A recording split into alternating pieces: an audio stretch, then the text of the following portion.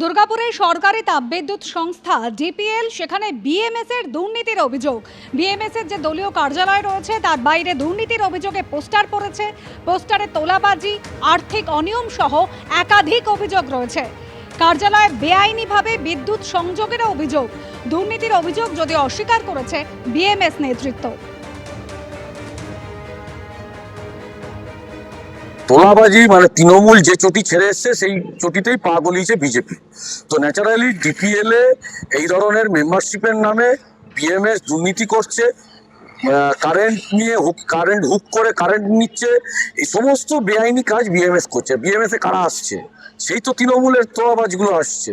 এই বিএমএস এর বিরুদ্ধে যে পোস্টারগুলো লাগানো হয়েছে বিজেপির লোকেরা করেছে, কারণ একটা অংশ যারা তোলাবাজি করতে পারছে না, জায়গাগুলো দেখতে পাচ্ছে না, তাদের বিরুদ্ধে তারা নেমেছে। আবার যদি জায়গাগুলো দেখে নেয় তারা পোস্টার লাগানো বন্ধ করে দেবে। যে এই ডিপিএল যে বেনামি যে পোস্টার করেছে এই বিষয়ে ভারতীয় মজদুর সংঘের কোনো রূপ এখানে দায়িত্ব নেই। কেননা ভারতীয় মজদুর সংঘ কখনোই বেনামি প্রচার বা বেনামি এতে রাজনীতিতে বিশ্বাসী নয়।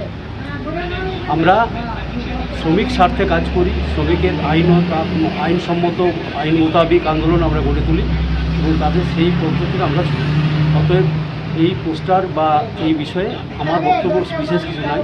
যারা এই প্রচার করে চলছে তাদের যদি কোনো সঠিক তথ্য থাকে তারা তুলে ধরতে হবে। বীরভূমের স্টোন কিং টুলু মণ্ডল, তার এক আত্মীয় মিনার মণ্ডল এবং এক ম্যানেজার সীতেশ প্রামাণিককে আগেই গ্রেফতার করেছিলেন তদন্তকারী আধিকারিকরা। আর এবার দ্বিতীয় ম্যানেজার নইমুদ্দিন মণ্ডলকে গতকাল গ্রেফতার করা হয় এবং 6 দিনের পুলিশ হেফাজতের নির্দেশ দিয়েছে আদালত। এই বিষয় নিয়ে আরো বিস্তারিত আমাদের জানাবেন প্রতিনিধি পার্থপ্রতিম ঘোষ আমাদের সঙ্গে রয়েছেন। পার্থপ্রতিম, টুলু মণ্ডলের যে বিপুল সাম্রাজ্য, বিপুল পরিমাণ সম্পত্তির হদিশ পাওয়া গিয়েছে, এই গোটা বিষয়টাতে নইমুদ্দিন মণ্ডল যাকে গতকাল পুলিশ গ্রেফতার করেছে তার কি ভূমিকা ছিল? দেখো, গতকালকে নইমুদ্দিন মণ্ডলকে গ্রেপ্তার করা হয়েছে এবং তাকেও কিন্তু নিজেদের কাস্টাডিতে পেল পুলিশ। এবং সেক্ষেত্রে তোমায় বলবো 6 দিনের হেফাজতে পেয়েছে পুলিশ। এবং এই যে বিষয় জানতে পারছি আমরা, পুলিশ জানাচ্ছে নইমুদ্দিন মণ্ডল সে কিন্তু এই যে অর্গানাইজ ক্রিমিনাল সিন্ডিকেট বা এই যে অপরাধটা হয়েছিল সেই অপরাধে একেবারে অঙ্গাঙ্গিভাবে যুক্ত বলে পুলিশের তরফ থেকে দাবি করা হচ্ছে। পুলিশের সূত্রে এটাও দাবি করা হচ্ছে যে এই যে টুলু মণ্ডলের বিশাল সাম্রাজ্য তৈরি, তার পিছনে এই যে বিশাল অংশের একটা রাজস্ব ফাঁকি দেওয়া থেকে শুরু করে বিভিন্ন জায়গায় একের পর এক যে তথ্যগুলো উঠে আসছে টুলু মণ্ডল সম্পর্কিত বিষয়, সেই ক্ষেত্রে হচ্ছে গোটা বিষয়টা কিন্তু এই নইমুদ্দিন মণ্ডল সে হচ্ছে যুক্ত রয়েছে। নইমুদ্দিন মণ্ডল সে হচ্ছে একদিকে দেখতে গেলে টুলু মণ্ডলের আত্মীয়, এবং টুলু মণ্ডলের তুমি জানো যে আত্মীয় মিনার মণ্ডলের বাড়ি থেকে যে কোটি কোটি টাকা উদ্ধার হয়, সেই মিনার মণ্ডলের হচ্ছে আত্মীয় হয় হচ্ছে এই নইমুদ্দিন মণ্ডল। এবং এই নইমুদ্দিনকে জিজ্ঞাসাবাদ, পাশাপাশি সতীশ প্রামাণিককে আরো এক ম্যানেজার তাকে জিজ্ঞাসাবাদ এবং মিনার মণ্ডলকে জিজ্ঞাসাবাদ করে এখনো জানতে পারছি টুলু মণ্ডলের তুমি জানো প্রায় 220 কোটি টাকা নগদের হদিশ পেয়েছেন তারা। একদিকে যেমন ব্যাংক অ্যাকাউন্ট এবং ক্যাশ যা বাজেয়াপ্ত হয়েছে, পাশাপাশি 400 বিঘা জমির হদিশ পেয়েছে। এবং তাদেরকে জিজ্ঞাসাবাদ করে আরও কিন্তু টুলু মণ্ডলের বিশাল যে প্রপার্টি থেকে শুরু করে সম্পত্তি তার হদিশ পাচ্ছেন কিন্তু তদন্তকারী আধিকারিকরা এদেরকে জিজ্ঞাসাবাদ করে, তেমনটাই পুলিশ সূত্রে জানতে পারছে। ধন্যবাদ পার্থপ্রতিম।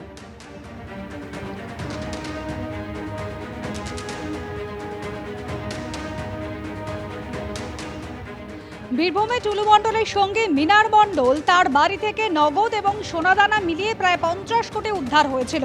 টুলু মণ্ডল তার একাধিক সম্পত্তির হদিশ মিলেছে, কোটি কোটি টাকা তার সম্পত্তি রয়েছে, ব্যাংক ডিপোজিট রয়েছে।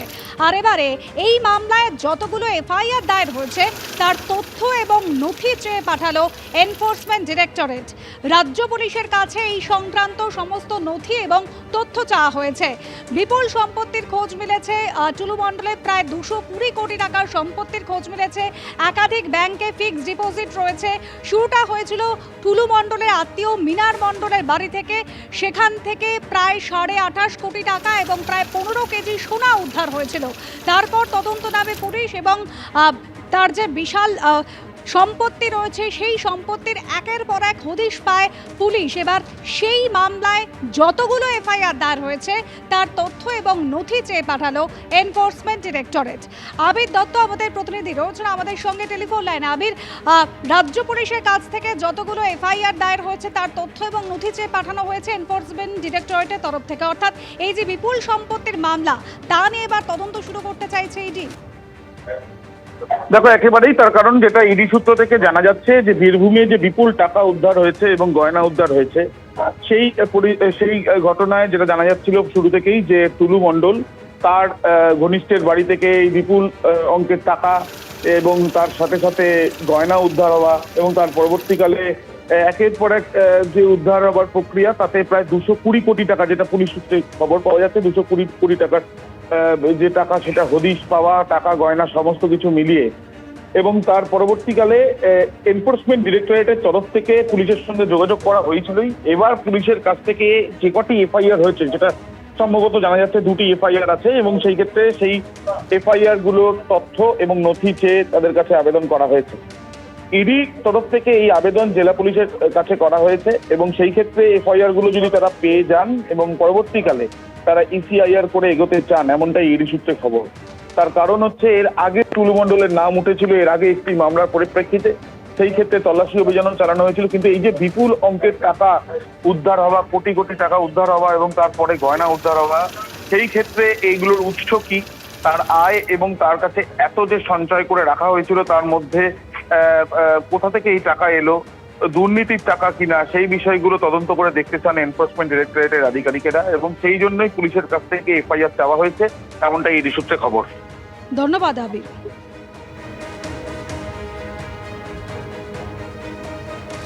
জাল ডিসিআর কারবার নিয়ে 2022 সালেই দুবার এফআইআর দায়ের হয়েছিল মুরারই এবং রামপুরহাট থানায়। অভিযোগ দায়ের করেছিলেন বিএলএলআরও, কিন্তু তারপরও জাল ডিসিআর এর রমরমা থামেনি। আর এরই মধ্যে টাকা উদ্ধারের ঘটনায় এবার গ্রেফতার করা হয়েছে টুলু মণ্ডলের আর এক ম্যানেজারকে। বীরভূমের পাথর ব্যবসায়ী টুলু মণ্ডল এখনো ধরাছোঁয়ার বাইরে। এদিকে টাকা উদ্ধারের ঘটনায় পুলিশের জালে ধরা পড়ল তার আরও এক ম্যানেজার নইমুদ্দিন মণ্ডল। মঙ্গলবার মোহাম্মদ বাজার থেকে গ্রেপ্তার করা হয়েছে তাকে। এই নিয়ে টাকা উদ্ধারের ঘটনায় 3 জনকে গ্রেপ্তার করল পুলিশ।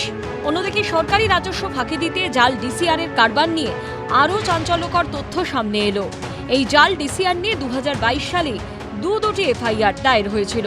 তাৎপর্যপূর্ণ বিষয় হলো দুটি ক্ষেত্রেই থানায় অভিযোগ জানিয়েছিলেন সরকারি আধিকারিক বিএলএলআরও। একটি মুরারই থানায় আর একটি রামপুরহাট থানায় অভিযোগ দায়ের হয়েছিল।